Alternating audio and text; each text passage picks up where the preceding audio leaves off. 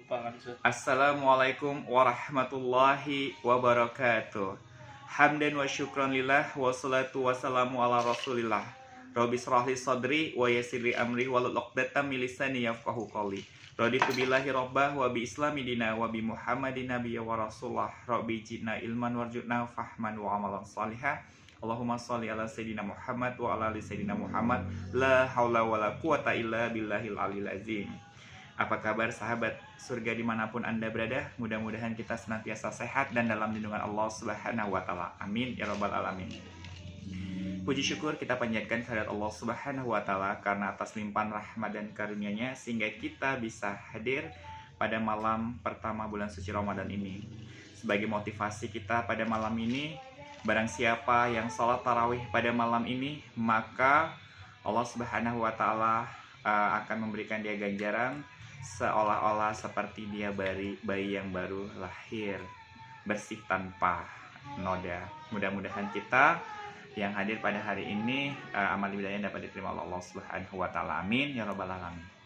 Kemudian salawat dan salam tak bosan-bosannya kita hadiahkan kepada junjungan kita Nabi besar Muhammad sallallahu alaihi wasallam, keluarganya, para sahabatnya, para tahirin, serta para pengikutnya dari masa ke masa. Mudah-mudahan dengan kita senantiasa memperbanyak salawat atas beliau dengan mengucapkan Allahumma sholli ala sayyidina Muhammad wa ala ali sayyidina Muhammad, kita masih termasuk ke dalam golongan umatnya yang akan mendapatkan syafaat beliau di yaumil mahsyar kelak yang kita harapkan tentunya. Amin ya Rabbal 'Alamin. Sahabat-sahabat surga dimanapun Anda berada, hadis Nabi ada mengatakan khudurul majlisil alim afdolu min sholati alfi raqah wa iyadatul alfi marid wa syuhudu alfi janajah. Yang dalam bahasa Indonesianya, menghadiri majlis alim, majlis ilmu itu lebih baik daripada sholat sunat 1000 rakaat. Wa iyadatul alfi marid, lebih baik daripada menjenguk 1000 orang sakit. Wa syuhudu alfi janajah, lebih baik daripada menghadiri 1000 jenazah. Setiap langkah kita menghadiri majlis alim itu dihitung Allah Subhanahu wa Ta'ala, dan Allah akan setiap langkah kita itu dihidup ibadah oleh Allah Subhanahu wa Ta'ala. Sahabat surga dimanapun Anda berada, adapun topik tausiah kita pada malam yang berbahagia ini adalah 3 doa malaikat Jibril yang diaminkan oleh Rasulullah Sallallahu Alaihi Wasallam. Dikisahkan bahwasanya ketika Rasulullah Shallallahu Alaihi Wasallam hendak menaiki mimbar, di tangga yang pertama dia mengucapkan amin, lalu di tangga yang kedua dia juga mengucapkan amin, dan di tangga yang ketiga dia juga mengucapkan amin. Selesai berkhutbah, lantas sahabat bertanya kepada Rasulullah, "Ya Rasulullah, tidak biasanya kami mendengar engkau mengucapkan amin sampai 3 kali. Sebenarnya apa yang terjadi?" Lalu Rasulullah Shallallahu Alaihi Wasallam menjawab, "Ketika aku hendak menaiki anak tangga yang pertama, datanglah malaikat Jibril. Beliau ingin berdoa dan aku disuruh mengaminkannya." Saudara-saudara, bayangkan saja malaikat Jibril yang berdoa dan Rasulullah Shallallahu Alaihi Wasallam, orang yang suci, itu mengaminkan. Pasti doanya dikabulkan oleh Allah Subhanahu Wa Ta'ala, bukan? Doa yang pertama, "Ya Allah, jangan engkau terima ibadahnya anak yang durhaka kepada orang tuanya." Lalu Rasulullah menjawab, "Amin." Sahabat-sahabat, tentu setiap kita itu belum tentu orang tua, tapi setiap kita adalah seorang anak. Jadi tugas kita adalah berbakti kepada orang tua. Kalau orang tua kita masih hidup, saudara-saudara, maka hendaknya kita berkunjung, memuliakan mereka, memberikan makanan, memberikan pakaian yang terbaik buat mereka. Tapi bagaimana apabila orang tua kita sudah telah tiada? Apa yang bisa kita lakukan?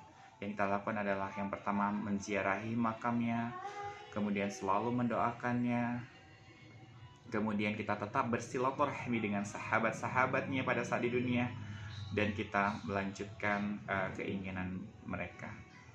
Yang namanya orang tua itu ada 4. Yang pertama adalah orang tua kandung yang melahirkan kita yang membesarkan kita secara jasmani dan rohani. Kemudian yang kedua adalah orang tua angkat apabila kita tidak tinggal bersama orang tua kandung. Yang ketiga adalah guru atau dosen kita, dan yang keempat adalah mertua kita apabila kita sudah menikah. Jadi derajat mereka itu sama di hadapan Allah Subhanahu wa taala. Apabila kita bisa membuat orang tua kita bahagia karena keindahan kita, maka Allah akan mengganjar kita dengan surga. Tapi apabila kita durhaka kepada kedua orang tua kita, maka setiap tetes air mata yang orang tua kita keluarkan itu akan Allah ganti dengan azab di dunia ini. Jadi saudara-saudara, semua dosa Allah tangguhkan hukumannya di akhirat kelak. Ada dua dosa yang hukumannya itu di dunia dan di akhirat. Yang pertama adalah dosa durhaka kepada orang tua, yang kedua dosa berzina. Itu hukumannya dunia dan akhirat. Kemudian yang kedua, malaikat Jibril berdoa, "Ya Allah, ya Tuhanku, celakalah apabila seorang istri yang durhaka kepada suaminya." Sahabat-sahabat surga dimanapun Anda berada, ada istilah istri durhaka terhadap suami. Tapi bagaimana, ada nggak suami yang durhaka kepada istri? Tidak ada. Suami itu adalah durhaka kepada Allah Subhanahu wa Ta'ala. Perlu kita ingat bahwasanya ketika wanita masih belum menikah, dia adalah milik ayah ibunya. Tetapi ketika wanita sudah menikah, dia adalah milik suaminya. Jadi tanggung jawab itu beralih kepada suaminya. Surga itu berada di bawah kaki suaminya. Seandainya kata Allah ada makhluk di bumi ini yang patut disembah kecuali aku, kata Allah, maka itu adalah seorang suami. Saking kan beratnya tanggung jawab seorang suami kepada istrinya. Tapi bagaimana kalau suami yang zalim? Itu urusannya kepada Allah Subhanahu wa Ta'ala.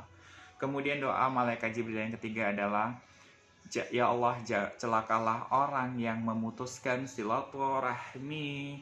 Sahabat-sahabat surga dimanapun Anda berada, kita kadang-kadang bermasalah dengan keluarga kita, dengan orang tua, dengan abang, adik kita, atau dengan sahabat-sahabat kita, dengan orang terdekat kita. Tapi jangan sampai memutuskan tali silaturahmi. Apa kata Allah? Bau surga itu dapat tercium perjalanan 500 tahun. Bau surga. Orang yang memutuskan silaturahmi, jangankan masuk surga, mencium baunya saja sudah tidak bisa. Oleh karena itu, mari kita bersama untuk menyambung tali silaturahmi kepada saudara-saudara kita, kepada sahabat-sahabat kita.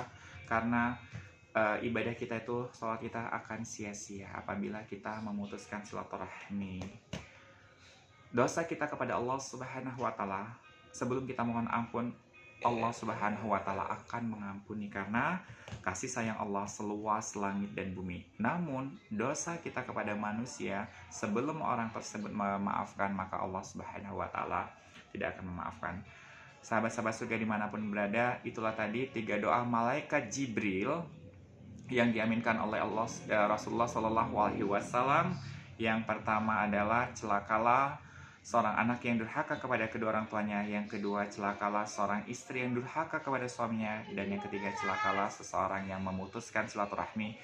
Mudah-mudahan insya Allah kita yang menonton tayangan ini dijauhkan oleh Allah Subhanahu wa Ta'ala dari sifat-sifat yang demikian, sehingga kita menjadi hamba-hamba Allah yang beriman dan bertakwa dan akan menjadi masuk ke dalam syurganya Allah Subhanahu wa Ta'ala. Amin ya rabbal alamin. Mungkin ini saya dapat saya sampaikan. Terima kasih atas segala perhatian, mohon maaf atas segala kekurangan, mohon ampun kepada Allah Subhanahu wa Ta'ala. Usikum wa nafsi bittaqwallah. Assalamualaikum warahmatullahi wabarakatuh.